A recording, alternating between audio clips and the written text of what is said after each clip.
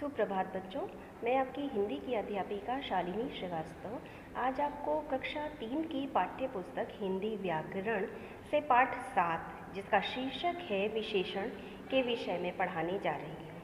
हम इसमें विशेषण की परिभाषा, विशेषण के भेदों के बारे में उदाहरणों के द्वारा जानेंगे। तो चलिए बच्चों शुरू करते हैं। पाठ 7 विशेषण। विशेषण को इंग्लिश में एडजेक्टिव कहते हैं बच्चों। आज मैं आपको विशेषण के बारे में बताऊंगी। तो पहले चलिए इसकी परिभाषा जान लेते हैं कि ऐसे शब्द जो संज्ञा या सर्वनाम की विशेषता बताते हैं उन्हें विशेषण कहा जाता है। ऐसे शब्द जो संज्ञा या सर्वनाम की विशेषता बताते हैं उन्हें विशेषण कहा जाता है। आइए आगे पढ़ते हैं। यहाँ देखिए, नीचे दिए गए वाक्यों को पढ़िए। पहला वाक्य है मेरे पास नीले रंग का बॉक्स है। दूसरा वाक्य इसमें 2 पेंसिलें हैं। तीसरा लंबी पेंसिल टूट गई। रबर हल्की है। इसमें 2 मीटर रिबन भी है। इन वाक्यों में बच्चों देखिए नीले, 2, लंबी, हल्की तथा 2 मीटर शब्द किसी न किसी वस्तु की विशेषता बता रहे हैं। क्या बता रहे हैं? किसी न किसी वस्तु की विशेषता बता रहे हैं। जैसे पहले वाक्य में देखिए क्या बता रहे हैं, मेरे पास नीले रंग का बॉक्स है। यानी बॉक्स की क्या विशेषता है कि उसका रंग जो है वो नीला है। और इसमें 2 पेंसिलें हैं। तो अब क्या है कि बॉक्स में क्या है, पेंसिलें हैं और पेंसिल कितनी है, 2 हैं। यानी कि 2 जो हुई वो पेंसिल की विशेषता हुई। फिर अब पेंसिल की दूसरी विशेषता क्या हो गई, पेंसिल लंबी है। ठीक है, लंबी पेंसिल जो है वो टूट गई। तो पेंसिल कैसी थी, लंबी थी। रबर हल्की थी, यानी हल्का था, भारी नहीं था। इसमें 2 मीटर रिबन भी है। अब उस बॉक्स की क्या विशेषता है, रिबन क्या है, रिबन की क्या विशेषता है कि वो 2 मीटर लंबा है। ठीक है, तो ये हो गए विशेषता बताने वाले शब्द। कौन कौन से, नीले, 2, लंबी, हल्की, 2 मीटर। आइए आगे देखते हैं। यहाँ परिभाषा में फिर से आपको बता दे रही हूँ कि जो शब्द संज्ञा या सर्वनाम की विशेषता बताते हैं उन्हें हम विशेषण कहते हैं, यानी वो विशेषण कहा जाता है। और विशेष्य की परिभाषा इसी के साथ साथ दी हुई है कि जिस शब्द यानी संज्ञा या सर्वनाम, जिस शब्द का मतलब कि जो शब्द वहाँ पे संज्ञा हो या सर्वनाम हो उसकी विशेषता बताई जाती है ना, जिन शब्दों की विशेषता बताई जाती है वो या तो संज्ञा होंगे या सर्वनाम होंगे, तो उसे हम क्या कहते हैं, विशेष्य कहते हैं। ठीक है, ऐसे शब्द जो विशेषता बताते हैं उन्हें विशेषण कहते हैं और ऐसे शब्द जिनकी विशेषता बताई जाती है उन्हें विशेष्य कहा जाता है। चलिए बच्चों अब आगे देख लेते हैं। नीचे लिखे वाक्यों में विशेषण विशेष्य की स्थिति देखिए, यानी विशेषण क्या है और विशेष्य क्या है। वाक्य पहला हम पढ़ते हैं, काला घोड़ा दौड़ता चला जा रहा है। तो काला विशेषण हो गया और विशेषण किसका हो गया, यानी वो किसकी विशेषता बता रहा है, तो घोड़े की। तो यहाँ घोड़ा क्या हो गया, विशेष्य। इसी तरह से दूसरे वाक्य में मैं 4 केले खाऊंगा, यानी विशेषण क्या हो गया, वो हो गया 4। और ये 4 शब्द किसकी विशेषता बता रहा है, संज्ञा शब्द यानी कि केले की विशेषता बता रहा है।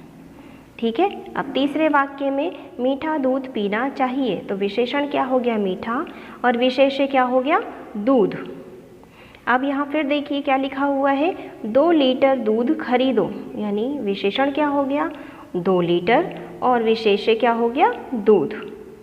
इसी तरह से थैले में कुछ सेब हैं, यानी कुछ जो हो गया वो विशेषण हो गया और कुछ किसकी विशेषता बता रहा है, तो वो विशेषता बता रहा है सेब की।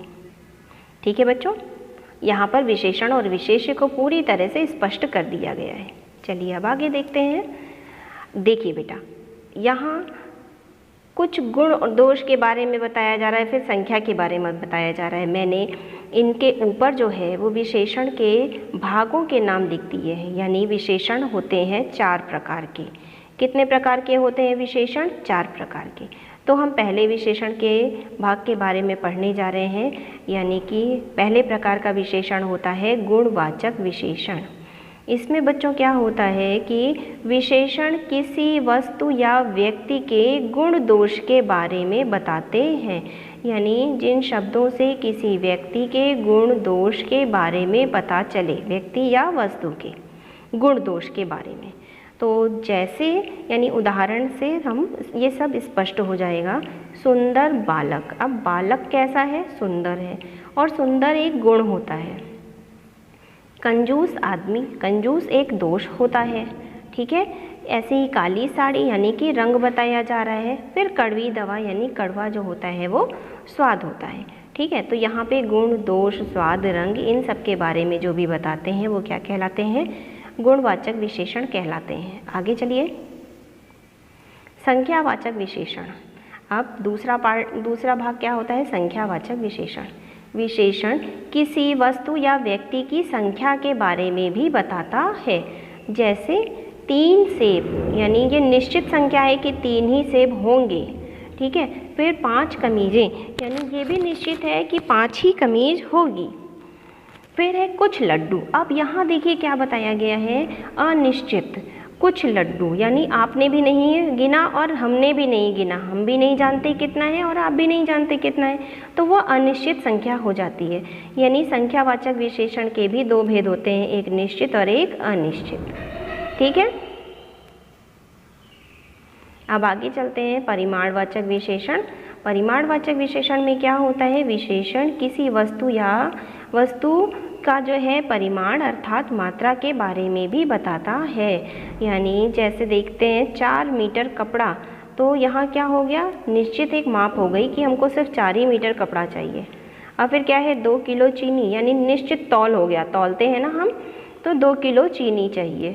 फिर 2 लीटर दूध, यानी निश्चित मात्रा हो गई कि मुझे सिर्फ 2 ही लीटर दूध चाहिए, इससे ज़्यादा नहीं चाहिए। अनिश्चित में क्या हो जाता है? थोड़ा, थोड़ी, ठीक है। हम किसी से मांगने गए या कोई हमारे घर आया मांगने के लिए, थोड़ी सी चीनी दे दीजिए, थोड़ा सा दूध ले आना, तो वो अनिश्चित मात्रा हो जाती है, ठीक है बेटा। तो परिमाणवाचक विशेषण भी 2 प्रकार के होते हैं, एक निश्चित और एक अनिश्चित। तो चलिए बच्चों अब आगे देखते हैं। यहाँ देखिए, ये है सार्वनामिक विशेषण, जो विशेषण का चौथा भाग होता है। इसमें बच्चों क्या होता है कि संज्ञा से पहले जो भी हम सर्वनाम प्रयोग करते हैं उन्हें हम सार्वनामिक विशेषण कहते हैं। यहाँ देखिए परिभाषा में लिखा हुआ है कि कई बार सर्वनाम भी विशेषण का काम करते हैं। ऐसा तब होता है जब वे संज्ञा से पूर्व आते हैं। कब आते हैं?